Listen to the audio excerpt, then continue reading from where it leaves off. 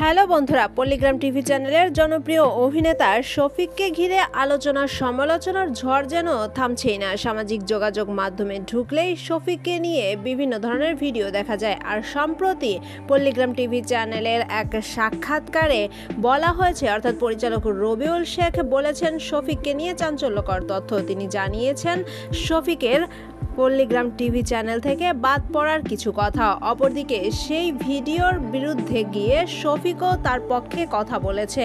আজকে সেই জট খুলতেই আপনাদের সামনে আমরা হাজির হয়েছি। জানাবো শফিকের চলে যাওয়ার পেছনে আসল তথ্য। সে সম্পর্কে জানতে হলে পুরো ভিডিওটি দেখতে থাকুন। তবে তার আগে একটি কথা বলবো, ভিডিওটি ভালো লাগলে অবশ্যই একটা লাইক দিবেন। তো চলুন শুরু করা যাক। প্রথমেই বলি পল্লিগ্রাম টিভি চ্যানেলের পক্ষ থেকে কি বলা হয়েছে। তারা বলেছে শফিক একটি হোটেলে গিয়েছিল, আর সেই ভিডিও অর্থাৎ একটি মেয়ের সাথে শফিকের ভিডিও ভাইরাল হয়েছে, যার কারণে অনেকটা ক্ষুব্ধ হয়েই পরিচালক রবিউল শেখ পল্লিগ্রাম টিভি চ্যানেল থেকে শফিককে বাদ দিয়েছে। তিনি এও বলেন শফিককে আমি তৈরি করেছি। নেশা করা এবং হোটেলে মেয়েকে নিয়ে এভাবে ভিডিও ভাইরাল হওয়ার কারণেই মূলত শফিককে বাদ দিয়ে দেওয়া হয়েছে, কারণ শফিক থাকলে তাদের ভাবমূর্তি হয়তো নষ্ট হতে পারে। অপরদিকে এ ব্যাপারে শফিক তার পক্ষে কথা বলেছেন। তিনি বলেছেন তার বয়স এখনো 18 হয়নি, আর 18 হওয়ার আগে হোটেলে কোনো রুম ভাড়া পাওয়া যায় না। তবে নেটিজেনরা অনেকে মনে করছেন টাকা থাকলে অবশ্য সবকিছুই সম্ভব।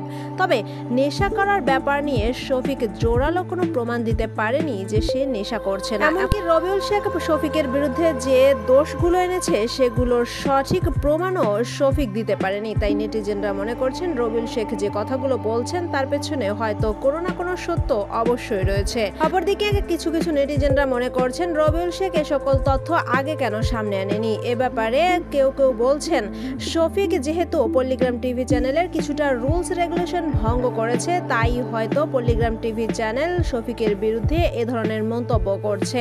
কারণ পল্লিগ্রাম টিভি চ্যানেলের একটি শর্ত রয়েছে, এখানে কাজ করা অভিনেতা অভিনেত্রীরা নিজেদের থেকে কোনো পরিচয় করতে পারবে না। কোনো অ্যাকাউন্ট, সেটা হোক ফেসবুক, ইনস্টাগ্রাম বা ইউটিউব, কোনোটাই করতে পারবে না।